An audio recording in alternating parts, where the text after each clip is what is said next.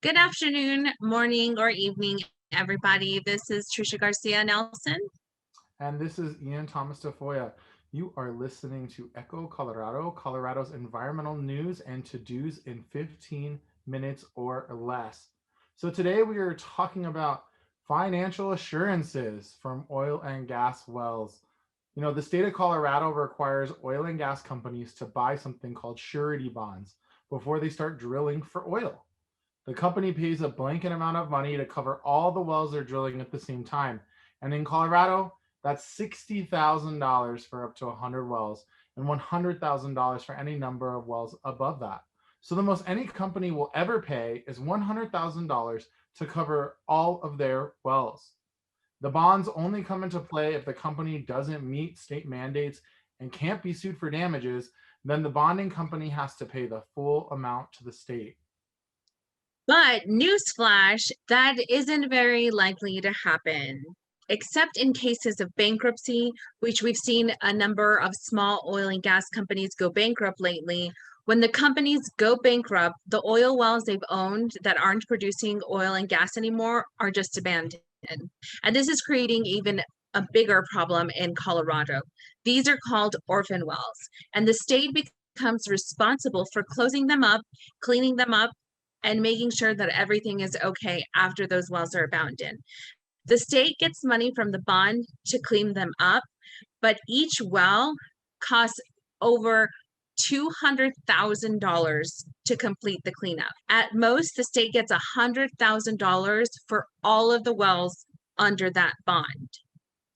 So, as an example, in 2017, there was a bond claim made by the state on 12 wells that needed plugging, and the bonding company paid $60,000 for those 12 wells. If each well takes more than $200,000 to clean up, 200,000 times 12 is $2.4 million. But the bond they provided to back up the security of their wells was only $60,000. That's about 2% of the total cost paid for, and we're underestimating here. And the state is on the hook for the other $2.3 million. So as you can see, these financial assurances clearly are not large enough to, one, clean it up, or two, give them a financial incentive to do the right thing. And like I'd mentioned before, the problem of orphan wells is becoming a huge burden on the state. And I need to remind everybody that you are the one who is ultimately going to be paying to have this mess cleaned up, because where does the money come from that the state uses to clean it up? It comes from our tax dollars. And so instead of using our tax dollars to fund projects like infrastructure, schools, or anything else that you can think of that the government pays for, we are using those money and those resources and all that energy to clean up the mess of oil and gas. And it's completely unacceptable. In 2020, for example, the state paid $4.7 million to clean up orphan wells from oil and gas, and only 10% of that was covered by bonding.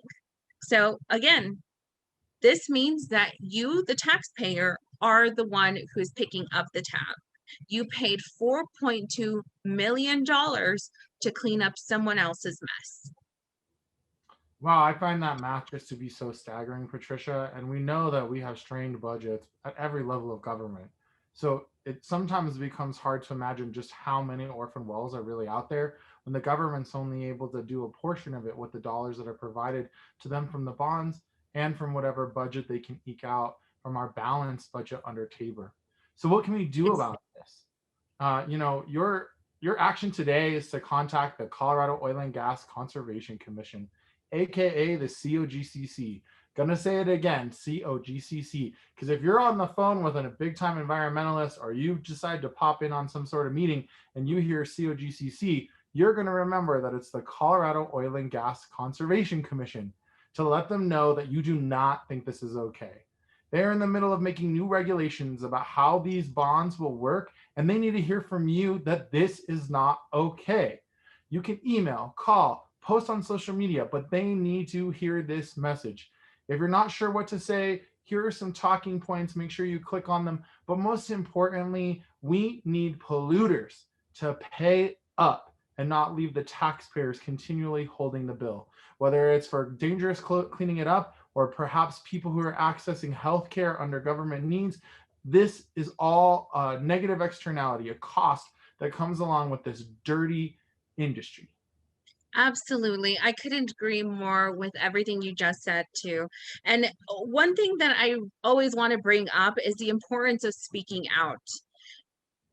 I can't tell you how many times people have told me it doesn't matter what I say because they're not going to listen to me anyway. And I really hate hearing that because that means that our communities are feeling defeated before they even start. But one thing I always try to remind them is every time you don't speak up is going to give whatever is happening a reason to keep moving forward. So we need to come together as a community and we need to push back and we need to make sure we say no anytime we disagree because I have heard people say nobody said no. And so that's why things move in a way that we don't want to. We are trying to find ways to make it easy for you to stand up for yourself because when you stand up for yourself, you're standing up for your community, you're standing up for all the people that don't have a voice or don't feel like they have a voice. Wow, Patricia, I mean, I couldn't agree with you more. It's power of the people. For people like you and I who are indigenous, we need to honor the fact that oral tradition is how we express ourselves, how we tell what has happened to us.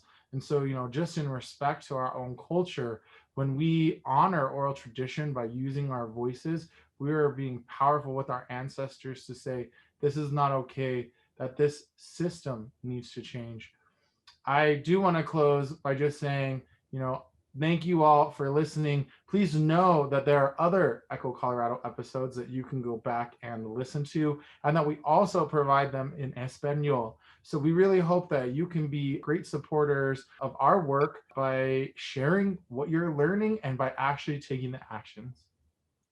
I also want to remind our listeners if there's something that you feel that we need to feature on the show, let us know. You can email us, you can message us on Facebook. I'm sure it's super easy to find one of us.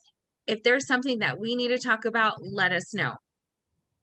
The only thing I realized, Trish, is that we didn't start with the land acknowledgement coming to you from occupied Ute, Cheyenne, and Arapaho land.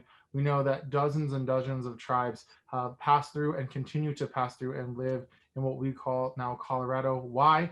Because it was the headwater state, because there is so much abundant life and resources available to us in the Rocky Mountains. And we hope that you can join us in being water protectors and fighting for a better and cleaner environment for the next 7 generations. As we said, this is Echo Colorado, Colorado's environmental news and to-dos in 15 minutes or less. I'm Ian Thomas Tafoya. I'm Trisha Garcia Nelson. Thank you so much for joining us. Thank you for taking action with us. We'll see you next time. Hasta luego.